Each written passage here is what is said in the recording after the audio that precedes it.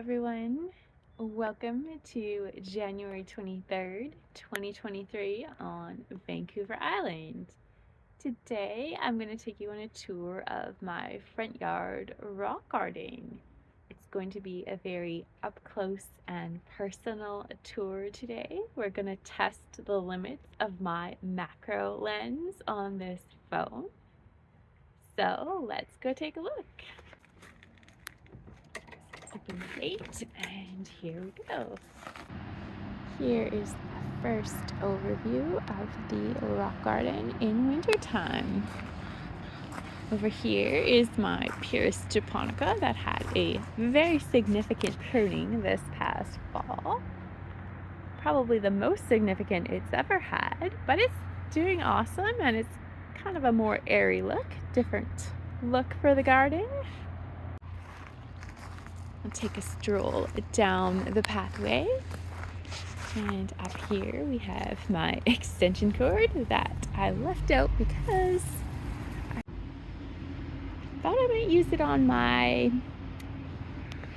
weeping Japanese maple for some intensive pruning, but I decided not to, so I should really put it away. Anyhow, we are looking at my California lilac. It has really filled in since last year. I may insert a clip here if I have a picture of my last season. You will be able to tell it is definitely filled in and is actually due for a bit of a pruning already. Just a very light hand pruning, I believe, would be perfect for this hedge right now.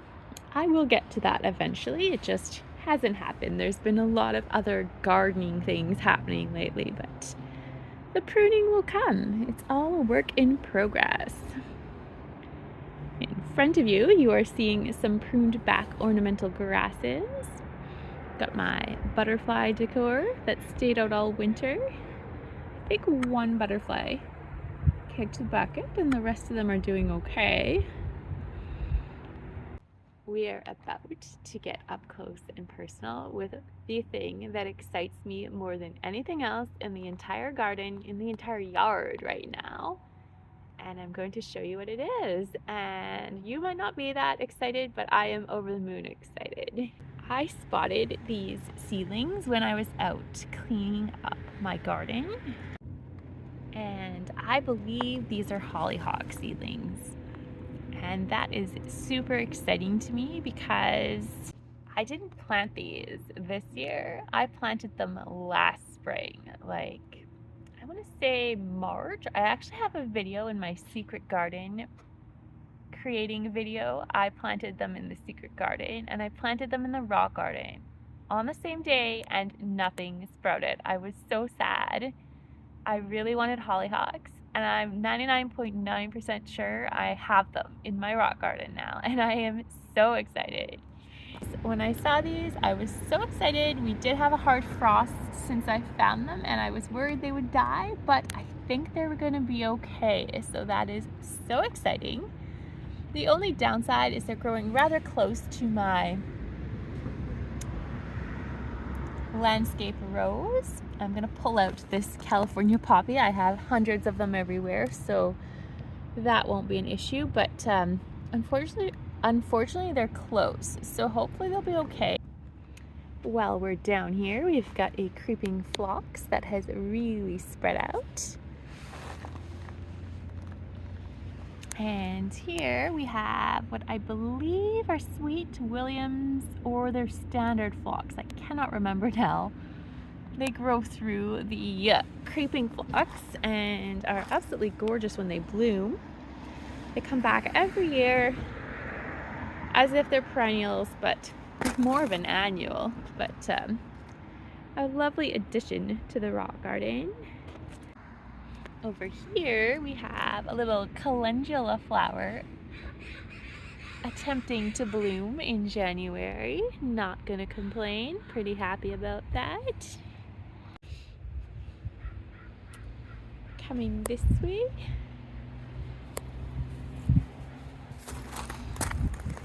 we have a gorgeous variegated plant.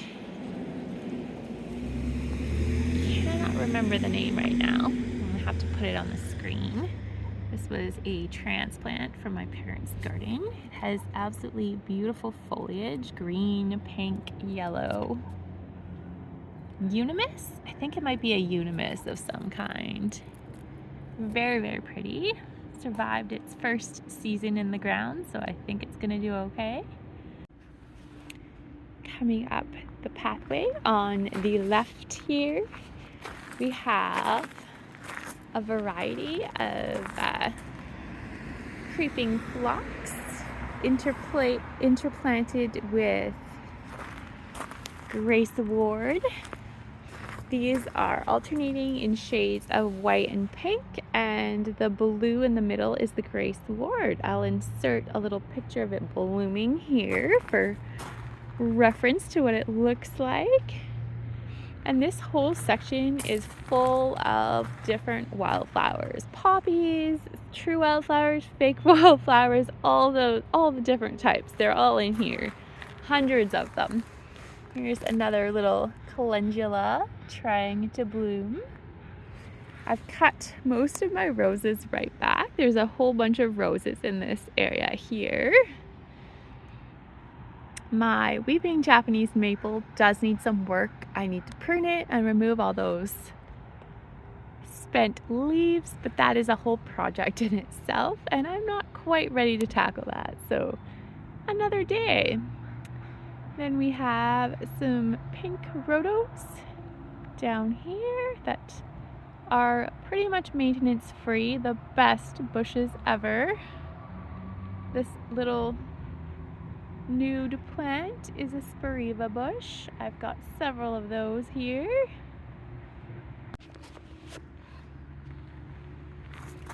And here we have more phlox or sweet williams. I think they're phlox, standard phlox if I remember right. Growing amongst my little rabbit statue. And the roses. Coming down this long mulched border, we have a rock rose shrub that was just planted here last year and is doing lovely with creeping phlox beside it. Lots of little foxgloves growing here and there from the side yard where we have probably hundreds of them growing if they have migrated over this direction. And there's a few blueberry bushes. Blueberry bushes growing here. I love the red foliage. It is so striking in the wintertime. Very, very pretty. And there's a lot of different creeping plants in here. We've got creeping phlox in the gravel. I have a lot of these. I believe this is another blueberry bush. More creeping phlox. Creeping thyme. And we've got lots of autumn joy sedums everywhere here. One of the only flowers blooming, a little purple pansy, so sweet. Lots of creeping phlox. More migratory foxgloves. This beautiful bush here actually appears to be evergreen, and this is called a wallflower. I absolutely love it. It gets dark red flowers, and I grew this from a wildflower mix. It is so gorgeous.